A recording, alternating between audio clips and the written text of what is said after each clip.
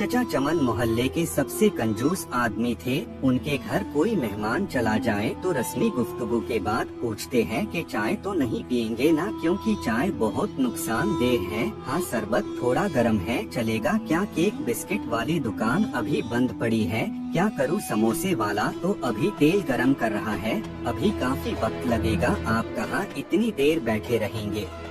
बेचारा मेहमान ये सुनकर शर्मिंदा हो जाता। एक दिन दोपहर को किसी फकीर ने उनके घर का दरवाजा खटखटाया। चचा चमन ने दरवाजा खोले बगैर पूछा, कौन है? फकीर बोला, बेटा मेहरबानी करो, मुझे कुछ पैसे दे दो, मेरे पास सब्जी है, रोटी खरीद कर खा लूंगा। चाचा चमन ने बोला, जाओ जाओ, दफा हो जाओ, नहीं है मेरे पास पैसे, पता नहीं कहां से ऐसे भिखारी आ जाते हैं मांगने के लिए, खाने से दिल नहीं भरता। चाचा चमन ने बेचारे फकीर को खूब बातें सुनाई।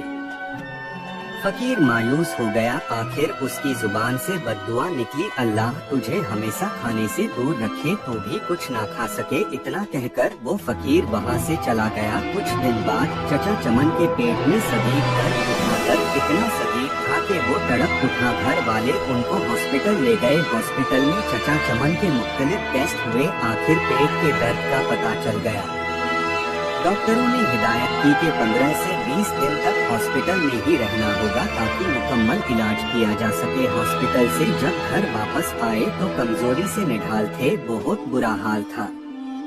कोई चीज हजम नहीं होती, दही भी कहते तो उल्टी हो जाती। डॉक्टर के पास जाते तो वो कहता कि शायद आपने बदपरहेजी की है। टेस्ट करवाते तो सब ठीक आता। दवा बाकायदगी से इस्तेमाल करने के बावजूद तबीयत संभलने में नहीं आ रही थी। रंग पीला पड़ गया था, थोड़ा सा खाने से भी उल्टी हो जाती। चचा चमन की रातों की नींद उड़ चुकी थी। उनको मौत का खौफ होने लगा।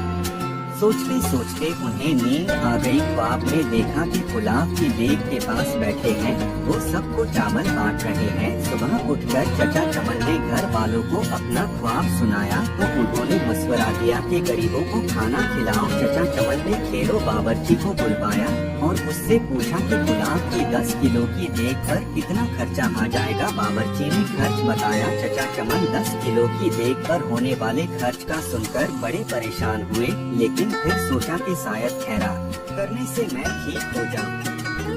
उन्होंने इतवार संडे की एक दोपहर को ये मुश्किल मरहला तय कर ही लिया। मोहल्ले के नौजवानों की मदद से मोहल्लेदारों और गरीब लोगों को खाना खिलाया। चचा चमन अब काफी पुरसुकून रहने लगे, लेकिन जब उस फकीर का ख्याल आता तो फिर वही मनहूस दर्द शुरू हो जाता। कई दिन ऐसे ही बीत गए। एक शाम को किसी फकीर की आवाज आई, अल्लाह के नाम पे दे दो बाबा।